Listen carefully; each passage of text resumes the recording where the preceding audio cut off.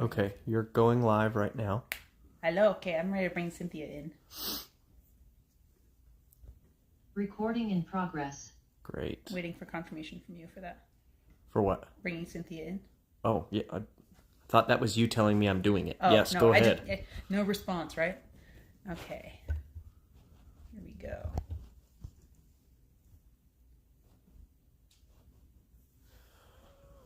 Okay.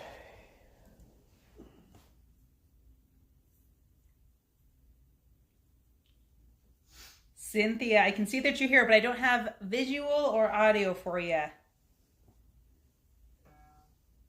My phone's going to be buzzing.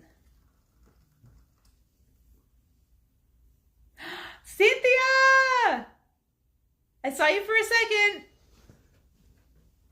Do you want this? How are you doing? So happy to see you. Oh, it's so wonderful to see you. You're rocking. What have you been up to? A lot of things. I'm writing books and creating more music and launching a new system for kids that is different than I was doing before. It's more into the sound. It's a school of sound for kids. Oh, wow. So I'm teaching kids all ages how to play high vibrational instruments. The crystals and the gongs and the flutes, and so yes. Oh, that's so cool. Oh my gosh. Well, thank you for coming on the podcast. I follow you all over Instagram since the day we met. I've just been so inspired by what you're doing and the books that you've written and all that you're doing for the kids. So thank you for coming on the show. No, thank you for the invitation. And I follow you and I follow your new life. Baby, so sweet. He's so precious. Our nanny actually just took him to the zoo, so he's not in the middle of the studio today. Totally. But I always follow you. You're such an inspiration for me. I remember everything that I learned with you. I remember everything. Oh, well, and you've taught me so much too. And it's beautiful. I've been working with Layla here and there in the school, helping them with the mindfulness too. Oh, wonderful. Yes, because I have a new teacher and I was like training the teacher for 8 weeks. Wow.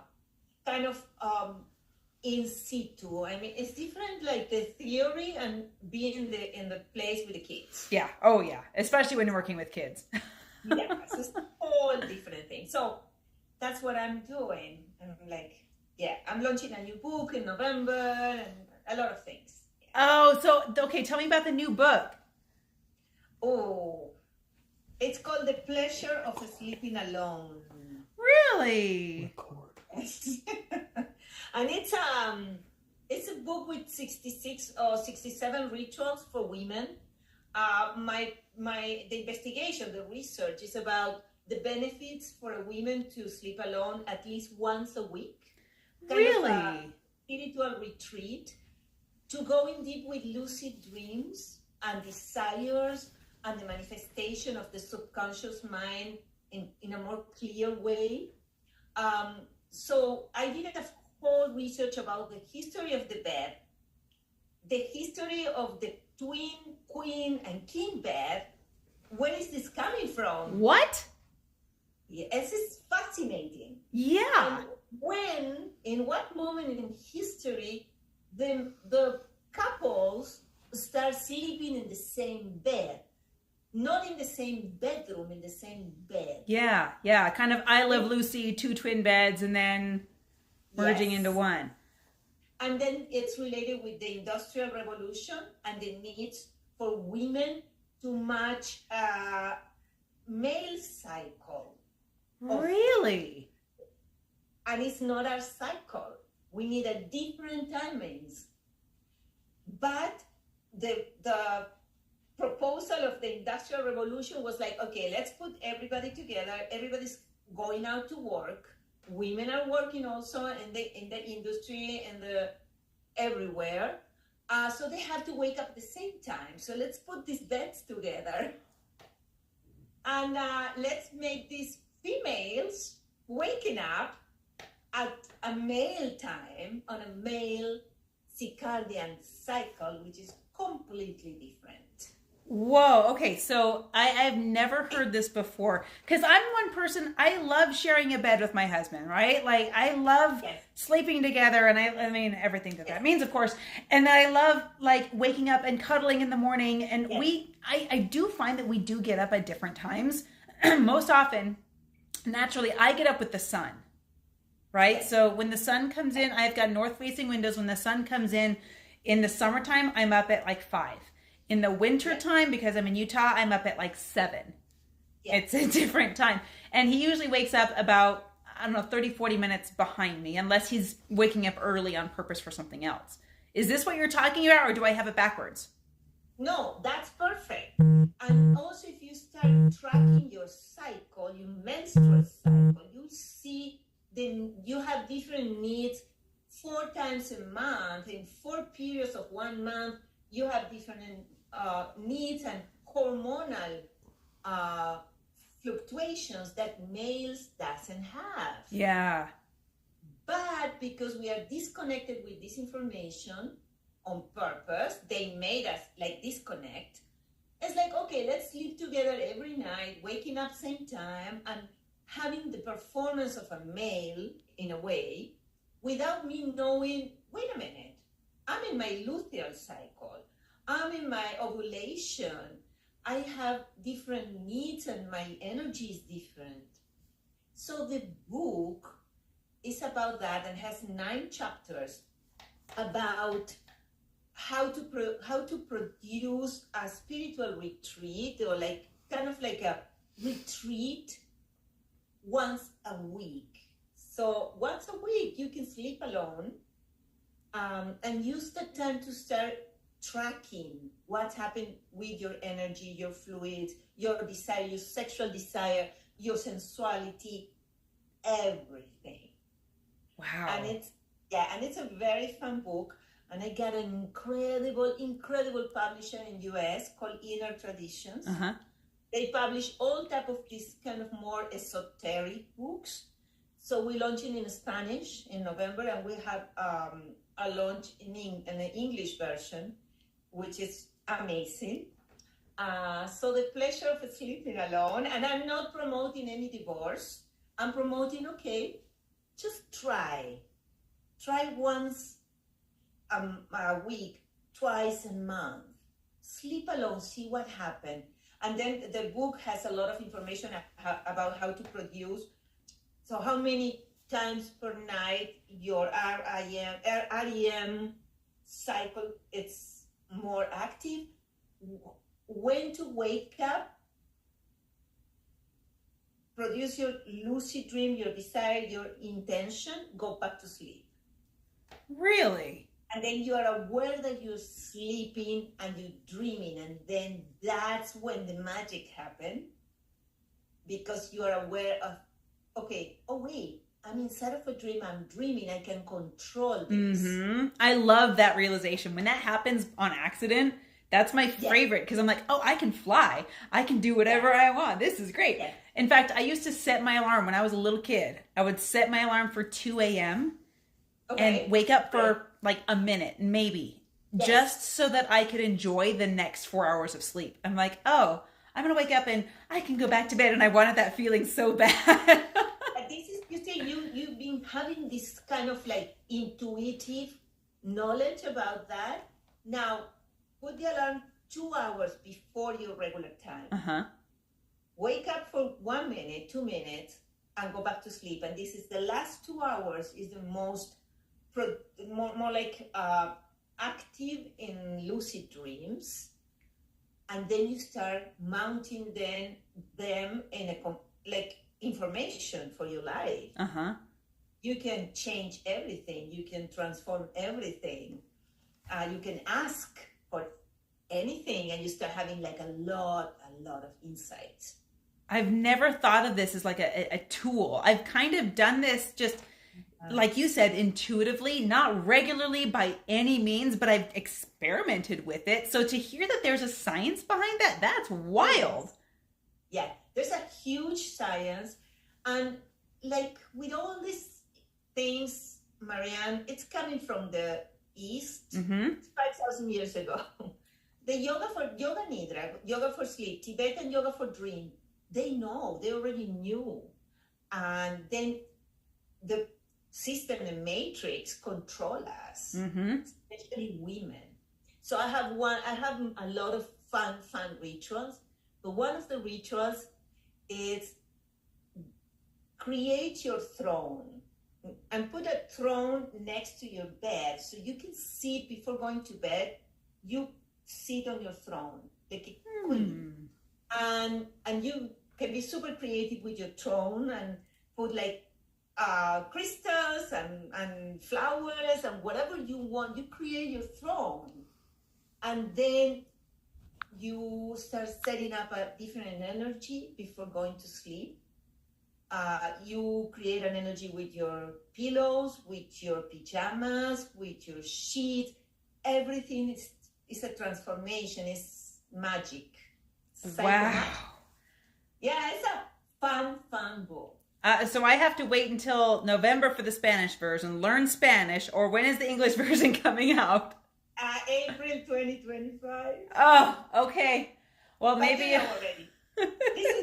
This is what I've been working with that, and the book looks amazing, and it's for a lot of like also social media, like kind of questions and having people engage on the conversation. And I have kind of 50-50 women that said, I only sleep with my partner, and maybe 60-70 that says, I'm happy when my partner is away, traveling, or I like to sleep alone. I'm building a new house with 2 bedrooms where I can spend part of the night with my lover, and then I sleep alone.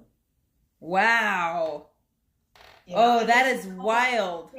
Yeah, because the other person has also his dreams and fluids and movements and smell. There's a lot there that is interchanging with that all the time, which is beautiful. And at the same time, it's like, wait a minute, what happened if I go by myself in a retreat? Yeah. I have found this happens accidentally sometimes. And I'll ask this one question, then I want to get to how you're talking about this on your stages. I will sometimes fall asleep by myself, not on purpose, just on accident. And I'll be out on the couch, and it is a different experience. I can't judge it to be better or worse because I always want to sleep with my partner, but it is different. In fact, especially when I was pregnant, just for comfort reasons, I would go out and sleep on the couch. And sometimes I go sleep on the couch again, just because it's like, I don't know. I get up in the middle of the night, like 3 a.m., and I finish the night on the couch. I don't even know what it is. We didn't get in a fight or anything. It was just like, okay, so I'm very curious to read this book. I'm very curious to understand the science of it and understand and become more conscious of that. So you know me, there's digital stages just like this one. There's physical stages. I've seen you on both.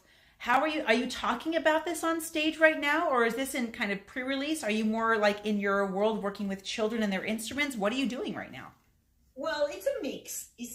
And I believe at that point of my life that everything is the same and everything is connected. So the talking on stage and the writing of this new book is so related with families and children that I've been working for 30 years, developing all this music and all this content and all these trainings. And now I feel that we need to go beyond. We need to move beyond. And that's imply family. It's very, very like crucial for me. And nobody's talking to families. There's no classes for families. It's there's a lot for children. There's a million things for adults, million things for women. But what about the families? Wow. Where all ages are together, and there's no kind of, this is for little ones and for older ones. We are one. So that's what I'm doing, developing more and more programs for families. And I'm developing a new program now with an amazing partnership with an amazing place here in South Florida, where I'm going to start curating facilitators or offers. I like to call these offerings for families. So every Sunday, you're going to have a different offer, like how to do a flower mandala, how to create a flower crown, how to play high vibrational instruments, yoga, breathing, meditation, dancing, movement, fun, how to play like a kid with your kid. So that's what I'm doing on stage. And also talking about this kind of awareness, like, wait a minute, my body is so powerful. My life is so unique. And encourage the community on that. And I call this shift to shine. So this is beautiful. We need to shift to shine, Marianne. How we do that together? So you are the second person I've interfaced with who is catering specifically to family dynamics together. I need to introduce you to a friend of mine. His name is Scott Donnell. I just had him on the show a few weeks ago, and he was on Tony Robbins' stage recently talking about family finances and doing money together as a family. He's actually developed this whole app for it, and it's parents and kids, like you said, working together. Nobody's left out, understanding the economy, understanding home economy, understanding community starting within the home. Oh man, he's not based in Florida, but I bet you like there's some synergies. If I made an introduction, gosh, that would be so cool to see. Yeah, and you know what? I want him on my program, definitely, to have families come in and learning. Yeah. And sharing. So money is a big issue. What to say to the kids, how to share, how much truth I'm going to say to my kids. It's always a mystery surrounding money. Mm-hmm. It happens to my life and my upbringing. It was always like a mystery. Do I have? Maybe we don't have. We had to share a Coke in a restaurant, but then we're going on vacation. So it's like so confusing. Yeah. So unclear. And create so much trauma. And like with the money, with the relationships, with everything, like how to open a shift to shine in a community setting. Because if I teach beautiful things to kids and the parents are drinking coffee, picking up the kids, they don't know.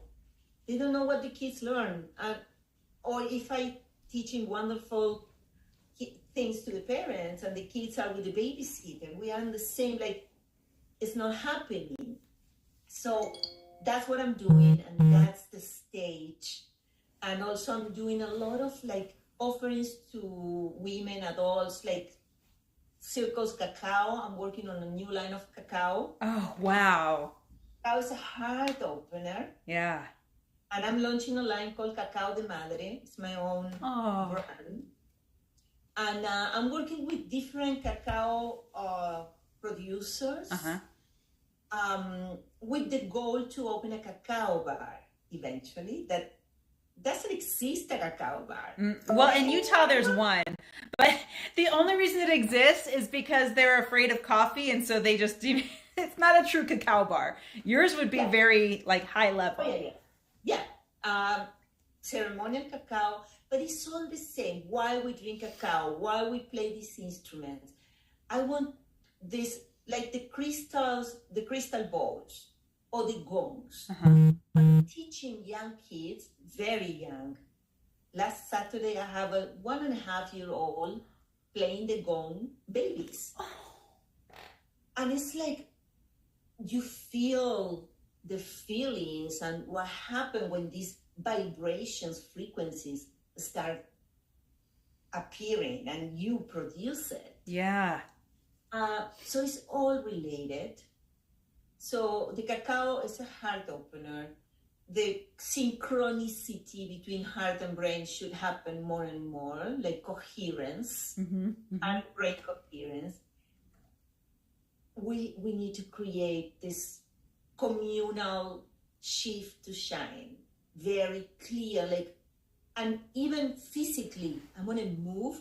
Like you are on a stage so much. Like, okay, people, stand up on a chair and just step to the right. Uh-huh.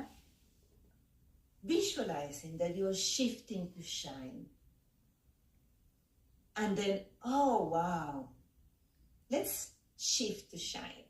So I love what you're creating. I've been a big fan of it since the day we met. I want especially for those people that are listening, to hear your backstory, because you were not born and raised here in the US. This is something that you're clearly passionate about because you've gone through what this healed. You know, this is a modality that you have adopted, and you're speaking with integrity because you use it. Take us back in time, before you got on stages, before you created programs, before you were writing books. Tell us your origin story. I'm Argentinian. I was born in Cordoba. Cordoba is in the middle of the country. And I grew up in a Jewish family, but not religious, and no, really practicing the rituals and the religion and the festivities. So I was kind of in a gray zone, always wondering. I had this kind of like hole in my heart. Wow. And it was so clear since I'm very, very young. I have this yearning. There's more than this. Must be more. There's more. I know there's more. So I start, first of all, biggest teachers, the books. So it's very easy. You have books, so I start reading. I read everything. I was like 7, 8, 9, 10 years old, and reading a lot, everything. But a lot of metaphysics and science fiction and loves, but I still have this hole here. Until I was 16, and I went to the movie theater by chance. It was a military government in Argentina, so it was very like a dictatorship. Mm-hmm. It was scary. I was growing up in these times of history, but I stepped into the movie theater with my boyfriend at that time. We just sit down, and then my life changed completely. The movie is called Meeting with Remarkable Men. And it tells a story of a spiritual teacher that goes from Russia through Afghanistan. And in Afghanistan, he meets the Sufism, the dervishes, the one that... Oh, yes. Okay, I've seen those in documentaries that I watched recently. They're beautiful. So his name is George Ivanovich Gurdjieff. So I watched this movie, Meeting with Remarkable Men. It's a Peter Brook movie. It's an English movie, English director. And I was like, I stepped out of the movie and said, where are they? I was 16. Where are these people? I need to find them. Oh, and you're not speaking specifically about the Russians and the dancers. No, who are you looking for? No, the music. I was playing music my whole life. I'm a musician. I play flutes my whole life. So in the movie, there's one flute called the ney. It's a Turkish flute. So I said, oh, the flute and the story and the dervishes. And then Gurdjieff is trained in the monastery in Afghanistan, and he's sent to Paris, and he opens a school in the 40s, 1940, 1930, 40s. And then it's a school of mindfulness. Mr. Gurdjieff, you can Google him. He has incredible music. He was also a musician, a pianist. And he created a system based on observation and movement where your right side is always doing one movement and your left a different one. And the movement gets really, really sophisticated and complicated, and your attention is full time on your movements. So you start creating sacred geometry. Yes. With your body. So I started searching for them. I found them here and there, bits of them. Remember the dictatorship, so it was like not so easy, but I started reading about Mr. Gurdjieff, and get into in college. I choose to be a journalist because I said, oh, I want to learn more and I want to travel. So I went in college for that. I had no idea that you were a journalist. How amazing. I am a journalist and I'm still doing. I launched a newspaper here for immigrants, and I'm still working for media in Argentina as a correspondent for the last 30 years.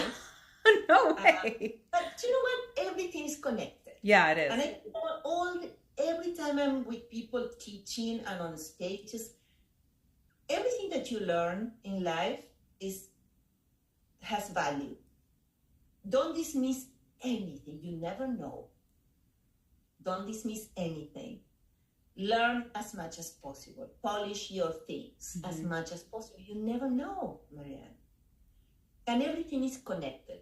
Because, okay, journalists with the crystal gongs or the crystal bowls, yes, because it's communication. I love that you hit that. And I want to ask you this question, especially about full body communication. I'm working with a speaker right now who's training with me, and part of his presentation is the word incantation. Now, this word, I got goosebumps just saying it. There's a movie that just came out, Encanto, which is the same root word, so it's gaining popularity. But this word incantation was usually reserved for the witches and the spellcasters and all this. Can you break that down for me? Because the way that he describes incantation is communication using your voice and your body. What is your perspective on that? Because you seem to know a lot about it. I love the word. I love this because when you produce this to yourself, you start like really growing your electromagnetic field, especially your heart. I just got goosebumps. Yeah. You know, the heart has more field than your brain. You know, the heart is the brain, and I'm working on that a lot also, on the heart-brain coherence, synchronicity, to create this balance between heart and brain waves through breathing and what you think, and through incantation. And I love what he said about the whole body is connected, because it's like, okay, when I create this enchantment about myself, what are the other people see of myself? And when you are on a stage, I think for me, this is the most crucial thing. Or what are they thinking? Are they liking me? Are they enjoying my presentation? Are they enjoying my class? I start wondering. Yesterday I did a birthday party for 16 women. She's one of my clients. I go to her kids. I have a kids class with few families, and she said, "Come and do my birthday." And it was 16 women, and she said, "I want the sound bath and the flower mandala." And what they were like laying down, and while I was playing, this voice start happening. Are they liking? Are they bored? How long? The enemy. You know? The enemy. The perturbation. So if we at that moment bring this incantation, it's like, okay, go away. I don't need you right now. Yeah. I love the way you did that with your body just now. It was like this, you cast a shield up. Yes, and you know what? This is very interesting from like the Kundalini yoga. Use these kriyas. All the kriyas is a combination of a mantra or repetition and a movement. And they use a lot, like celestial communication. Start doing your celestial communication. Start cleaning your past BS, things that you don't need. Start cutting bad thoughts. So they move to create the incantation. So I see that when I allow this incantation, everything stops I enjoy whatever I'm doing, and I can see the enjoyment on others too.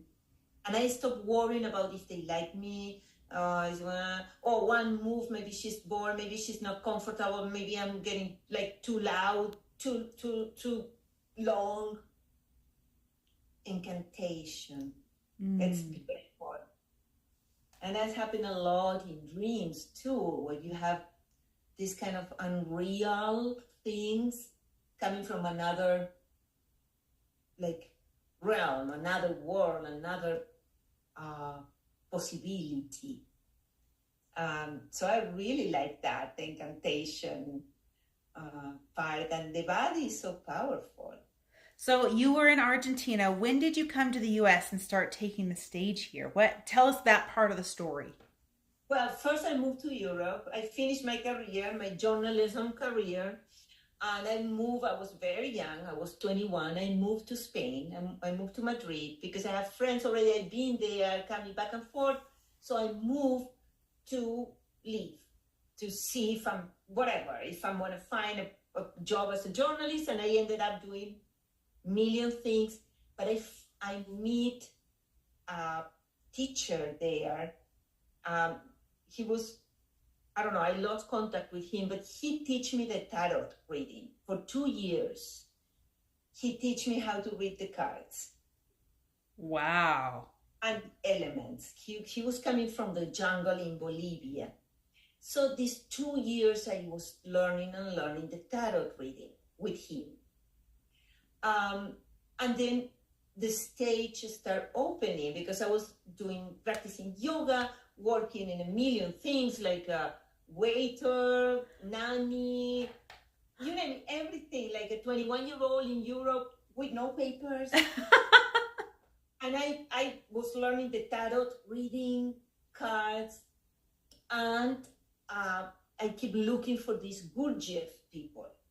I was like, okay, where are they? I need the groups. I met here and there people. And this is crazy.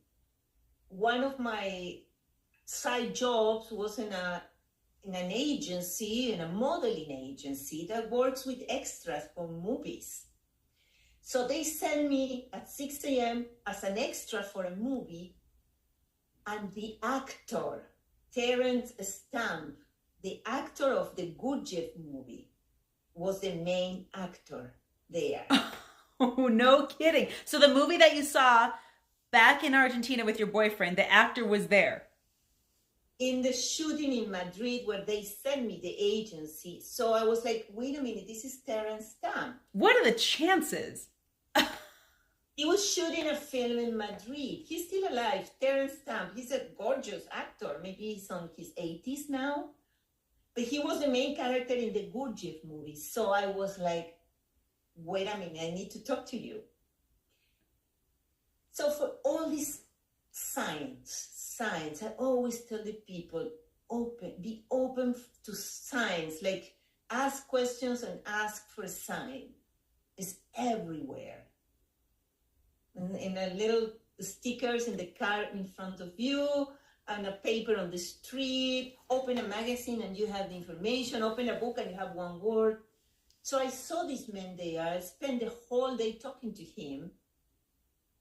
There was no sales. There was no social media, no pictures at that time. Yeah. But for me, it's like, okay, this is true. It's a confirmation of my yearning and my search. I'm searching for that. I know this is true. So I started searching for more groups. I was already teaching some classes of yoga and the tarot. And then I met my husband. He was my husband for 30 years. He's not my husband anymore, but he was my husband for 30 years. He was in Madrid and he wanted to leave also Europe. And we jumped to the States. Sell everything. I was 24, 25 at that time. And we moved to California, to Monterey Bay. Oh, I know right where that is. A friend from there. Yeah. Pebble Beach because his grandfather was living there. His grandfather disappeared for 30 years, remarried, and moved to Pebble Beach. So he said, okay, let's spend some time with me, my missing action grandfather. Yeah, your long lost grandfather. Okay. Yes. So we spent a couple of months in Pebble Beach. We bought a car in LA, a 1965 Cadillac. we stay in Monterey. Then we moved to Phoenix, Arizona. We lived for almost 2 years in Phoenix. So beautiful. The desert. Yeah, it's you would fit that. It seems like you're the type of person who is blossoming in the desert. Oh, beautiful. Oh, especially near Sedona. Oh, it's gorgeous. It's gorgeous. But then it was 1991, 92, and then the TV, Spanish TV was booming in Miami. I have a lot of contacts and friends. I said, look, let's go to Miami because I can find a job very easy on TV for television, like Univision and Telemundo. There's two main TV channels that were in the beginning at that time. So we moved to Miami. And we found the Gurdjieff group in Miami. No way.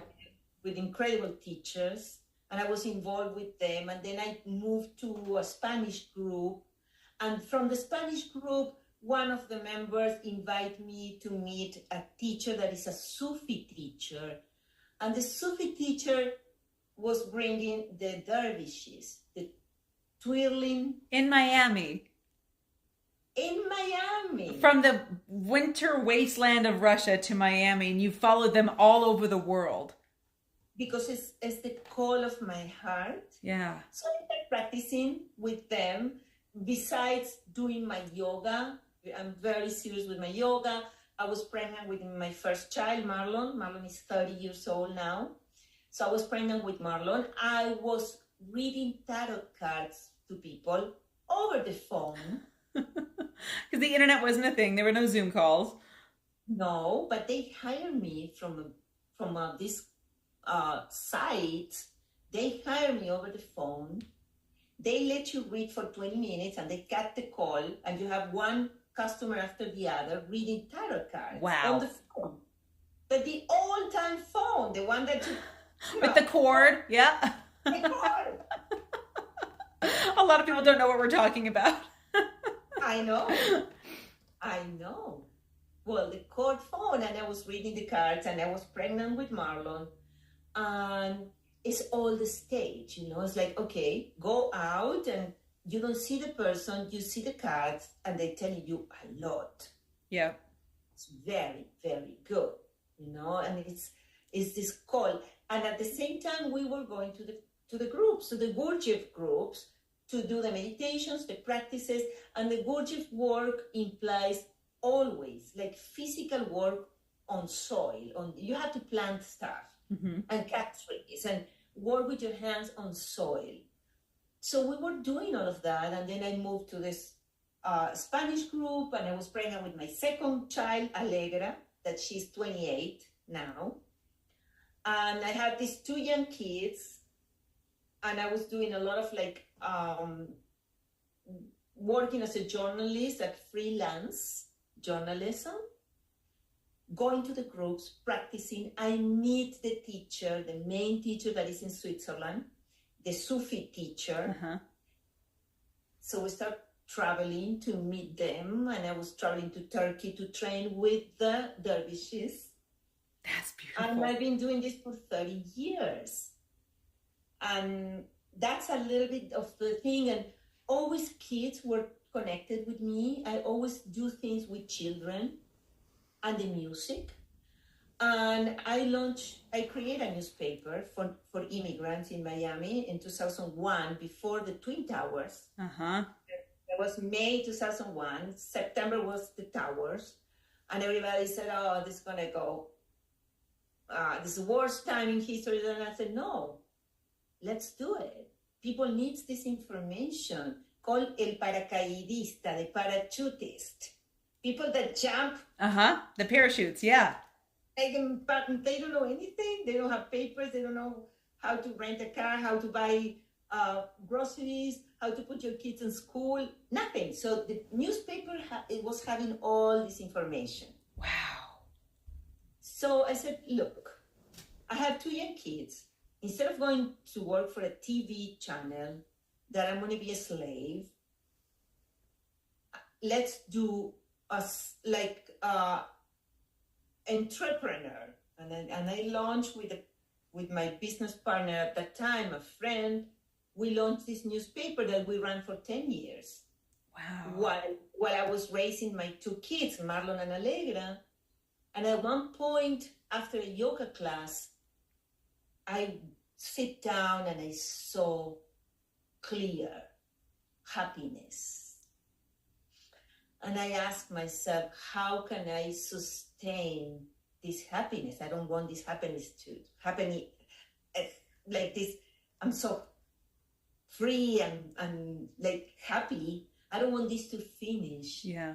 But at the same time, how can I share this with others? Yeah. Sustainably.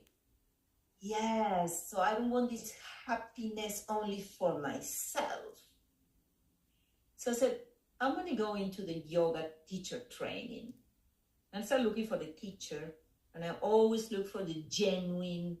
That's why I love you so much. I like your teachings so much, Marianne. A few times we've been in Miami together, and I was in Utah with you and Chris. It was fantastic seeing you. Like, it's genuine. That you practicing what you're preaching. You practicing. It's not like you read a book, you took 2 hours course, and then you are, no. No. So I was looking for the yoga teacher like that. Like, yeah. I don't want the disciples. I don't want the commercial things. So I wait for the right teacher to show up, and he was just returning from India, and I did my teacher training. And my first client, because I was pregnant with Satya at that time. Oh, wow. Satya, he's going to be 17. So it was 17 years ago. Yeah. I was pregnant with Satya, and I was finishing the newspaper stage of my life of like situation. And I went to my first client from the newspaper. I said, look, I'm going to go full time into kids yoga. And she said, go upstairs, talk to my daughter. She's opening a program with the Children Trust, federal government money. Wow. Who can think about that? So I went to talk to Jeanette. She's my friend till now.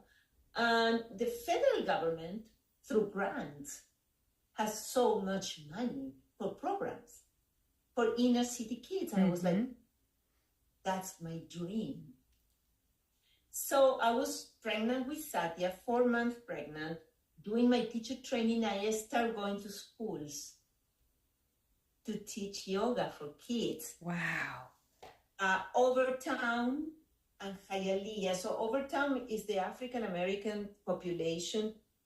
I was very hard and violent at the time. And I was like, oh my God, so beautiful.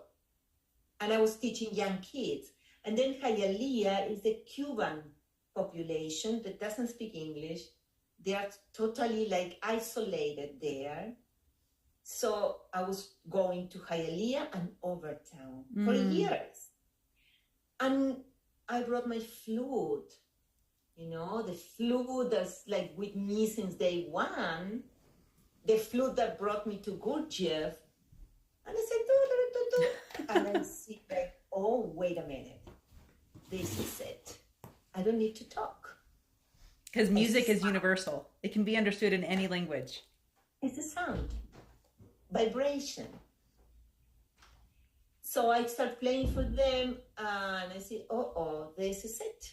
Nobody do live music in a yoga class for kids. So I start bringing more instruments, and then becoming a big thing. And then I started searching for music, and I was not able to find, especially in Spanish.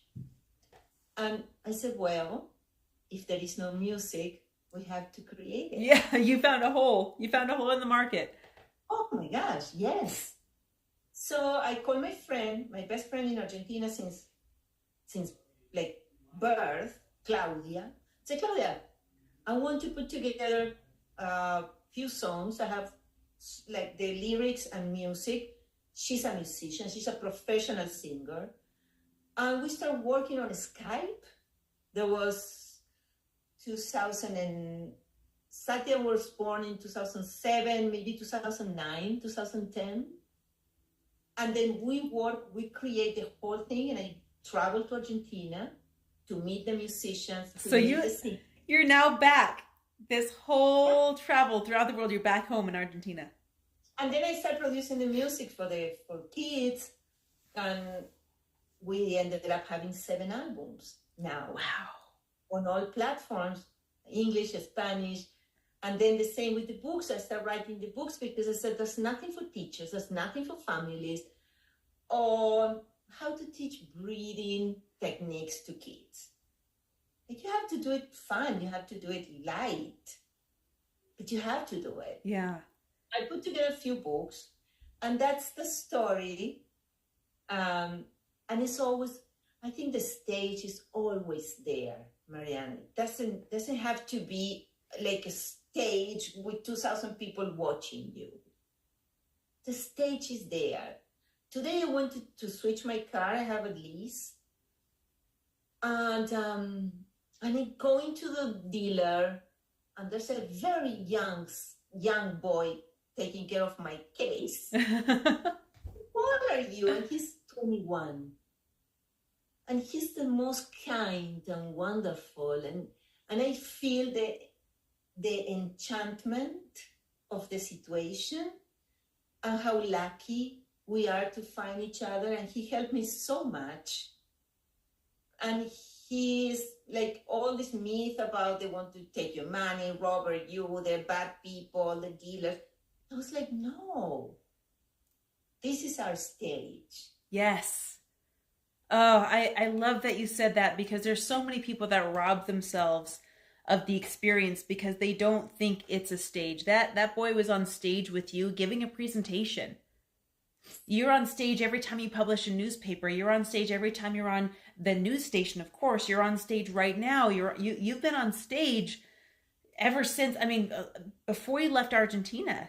And it has become, what I love about your story is that everything was possible. All of the movement around the world, all of the people that you met, all of the relationships was possible because of the amount of clarity that you had. And it's exceedingly rare for a 16-year-old to be that clear, that determined, and that focused, that brings them all over the world, interfacing with people of all dialects and cultures, getting married, having kids, and still to this day, not just in pursuit, although you're the kind of person that never stops learning, but now you talked about it. You've reached this point where my cup is so full that now it's overflowing. I don't want to be happy just for me anymore. I'm so full that it's time to share. Yes. And I love that that's where you are. Where are you going in the next year? What do you see yourself doing? What's the big goal for you? Oh, I want this book, The Pleasure of Sleeping Alone, El Placer de Dormir Sola, that is this book that is coming up. I want this book to be really successful. Really, really, really successful. I'm like working on this energy, the manifestation of that. I want the School of Sound to be able to have the right fans. I'm looking for an angel investor or a nice grant for me to be able to bring this again to Overtown and Hialeah. Oh. That doesn't have access to this music, to these instruments. I did a class with a foundation like a month ago. She works on girls only. And I brought all these crystal sound bowls and the drums and the flutes and the gongs. And I was like, this is divine. This is medicine. This is medicine. It truly is. And I want this to happen also, to be able to spread this, also to bring this to Latin America and with the right fundings to do it is so beautiful, is so doable. And also I'm picturing my cacao bar, Cacao de Madre bar. And I'm very clear of the vision they have for the cacao bar. Like it's going to be also a training place, a cacao table, a taste table, a circle cacao event. Oh. And yeah, that's what I see. And especially this growing of the School of Sound into this, I told you this, I'm curating this program that we want to start in September. That is also, there's a farm that is going to be at least once a month, where you bring your kid. You read my mind. That's what I want to do. Yeah, you bring your kid. There's different things every Sunday, 1 hour. And your kid's going to be with all ages. It's not like for 3 to 5 and 9 to 10.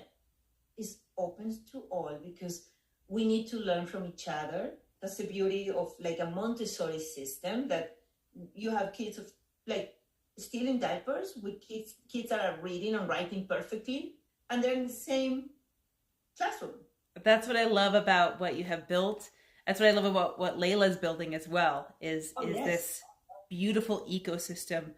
Well, let me ask you this, Cynthia, before we wrap up, is there any way that people can find you if they want to be part of what you're building and they're not in Miami? How do people find you? How do they support you? How do they learn from you? Well, the social media that I'm using most is Cynthia Zak Official. That's the Instagram. I'm building, hopefully in a few weeks, the website is going to be up and running, just to click and find more information. But the Instagram is a really good way, Cynthia Zak Official. You send me messages. I'm super open to travel with the School of Sound also. Like, okay, let's do it in different cities, and do like also training teachers, educators on that, on the breathing, on the mindfulness, and so the yoga for kids. It's all related.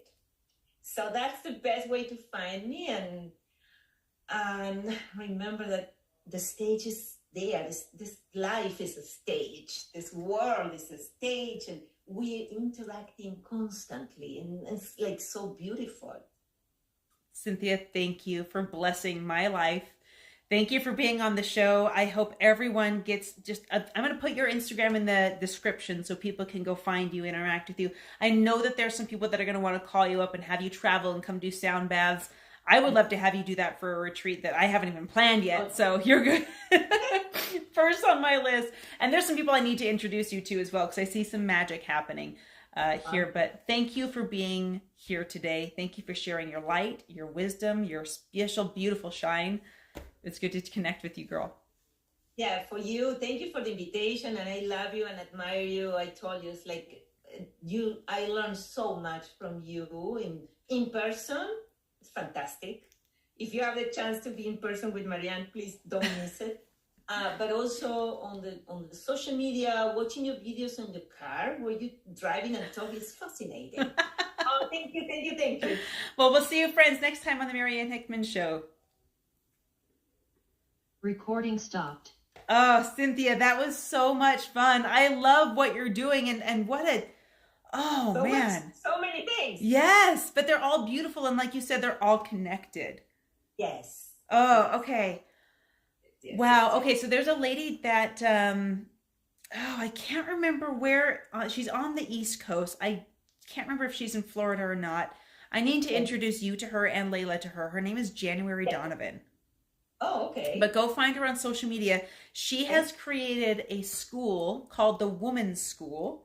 Oh, wow. Okay. She's a mother of 8, and she's running an incredible business. But her name is January Donovan, and I see some potential. I don't know if there's overlap or not. I'd leave you guys to decide that. But her school, I think, is getting accredited, and so you can actually graduate with a degree in how to be a woman. And she's working. I like that. Yeah. She's actually pitching it to Elena Cardone here pretty soon. to see if she can grow there. Oh, yeah, Daniel Donovan, the woman's school. That's her. Women's School in Poland. I love it. Yeah, she's an amazing goddess of a person. I'm following her now. She's so cool. But I'll see if it makes sense to introduce you guys and maybe do something there, because I think you're close geographically. Her and her husband Ryan are awesome. So I love that. I love what you're doing. I love you. Thank you for being here. I'll text you when this episode goes live. I drop episodes on Sundays. So I'll send you, if you want, the recordings and any clips, and then you can post them on your social and use them however you want. Yes. So you know more or less when you publish this? You have I think our content calendar is 3 weeks out right now. So maybe 3 or 4. And I've got one person that I'm posting with that I'm trying to sync it up with her book release. So it could be 3 or 4 weeks. But it might be fun to do another recording later this year, or maybe next year when the book comes out in English. Yes. And we can do another episode and talk about the book and people can get it. Yeah, because you're going to have the book. I'm going to send you the book, of course, and you're going to feel it. Yeah, I need to study this. Yes, and it's a beautiful book. Oh, I can't wait. Thank you for blessing my life. I sure love you, girl. Thank you. We'll see you next time. See you soon. Yes. See you soon. Yes. Thank you. Bye-bye. All right, friends, that is our podcast for today. It's a little rocky getting set up over here, but that's okay. Cynthia, you got to go follow her. She's incredible. A goddess of a woman. I've known her for half a decade now. Oh, she's like the grandmother you always wish that you had. And maybe some of you have grandmothers like this, in which case she'll be a bonus grandmother for you. But she's so wise, she's so youthful, and she's so wonderful. Go follow her, and I'm going to wrap up this video. Mwah! With you all.